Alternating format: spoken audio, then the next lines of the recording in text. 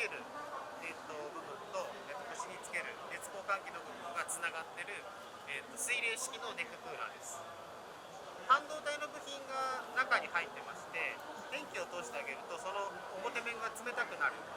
特性があります。同時に冷たくなった反対側が発熱する部品の特性があるので、ラジエーターから水を送ってあげて熱を奪ってあげて、また温かい水をラジエーターに戻して排熱するという水冷式であることは、市販のネッククーラーとか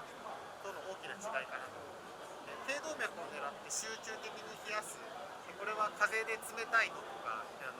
水で冷たいのってよく聞かれるんですけども、半導体の部品を直接人体に当てて冷やす、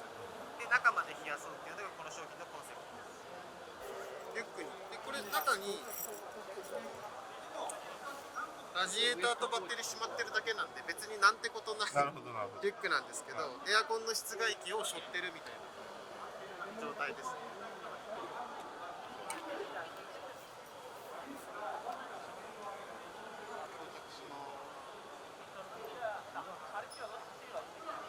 うわ、涼しい。これは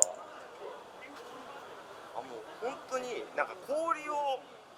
つけてるみたいな感じなんですよ。実際はその冷たいよねっていうだけではなくて、頸動脈を狙ってるので頭すっきりすっきりするとか、集中力キープできるとか、ぼーっとしないとか、本当に炎天下で熱にさらされると、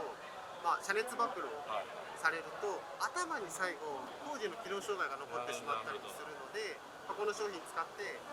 ちょっと体はきついかもしれないんですけども、頭はすっきりしよう、作業は集中してやろうとか、そういうのを現場の作業の方に使っていただいてます。